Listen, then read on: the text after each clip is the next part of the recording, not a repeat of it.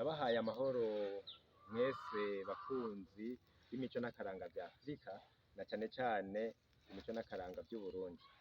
Jewe nitwa Felicien Bankunguka, uyu munsi nkaba nabateguriye ikiganiro kijanye n'iki giti mubona ngaha citwa umurinzi. Umurinzi ni igiti cakora cane mu mabanga ahambaye mu buzima bw'abarundi n'ubw'igihugu. Vyava kuki? Iki giti baragitangarira cane, abarundi baragitangarira cane ukuntu kimeze. Murabona ubu turi mu gihe cici, ni mu kwezi kwa Nyakanga, izuba ni ryinshi, mu gihe ibindi biti vyo mu bwoko nk'ubu bikorora amababi yose bica bisigara ari nkokore, umurinzi wowo niho uca wamuza amashurwe meza cane atukura nk'uko muyabona ngaha.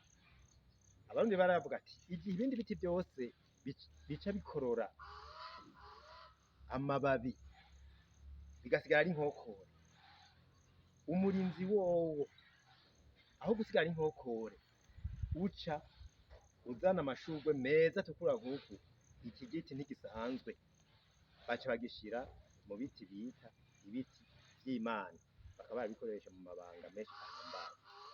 Ico tubabwira rero ubwa mbere nuko ahari urugo rw'umuntu mukuru nk'umwami canke umuganwa hama iki giti.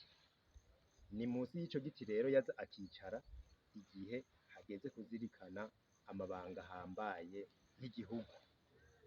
Ni nk'igihari nk'abamuteye canke ikindi kintu cose abona yuko gikomeye akwiye gukorera igihugu, yaca aza musi y'uwo mumanda y'uyu murinzi akicara, hanyuma akiyumvira icokorwa.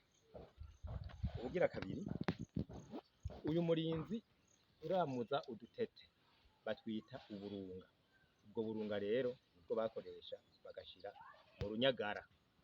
Urunyagara kari akarende bashiramwo igiti, hama bakaza barazungagiza mu gihe bariko barabandwa canke igihe ariko barasohora amahasa canke kubaragura. Urumva yuko urunyagara rwari rufise igikorwa gihambaye mu buzima bw'igihugu. Ikindi, uyu murinzi warakora cane ku borozi b'inka. Biyumvira yuko umurinzi ushobora gutuma inka zabo zigwira, niho baca bagenda rero bagaca ibikingi vy'umurinzi, ikingi kimwe ngaha, ikindi kiri kuriya kigira amarembo, hanyuma bakiyumvira yuko inka zabo zizogwira. Ikindi umurinzi wakora ni mu bihe vyo guterekera.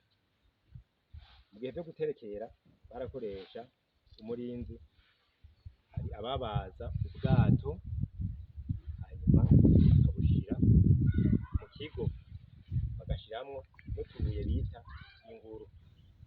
Hariho n'abandi ari nk'igihe hageze guha isato ivyo bayiha, bayiheramwo. Urumva yuko umurinzi wari ufise ibikorwa bikomeye. Ibikorwa vy'umurinzi sinobivuga ngo bihere. Abakora ubuvuzi kama mu Burundi barawikorako, nico gituma uzosanga henshi ubu imirinzi baragiye barayikurako ibivuvu ngaha kugira ngo baje gukoresha mu miti kama. Nuko ibikorwa vy'umurinzi sindi bubivuge muri aka kanya ngo ndabimare, reka ndabahe ikaze mu kiganiro kizokurikira kugira ngo muzotahure vyinshi.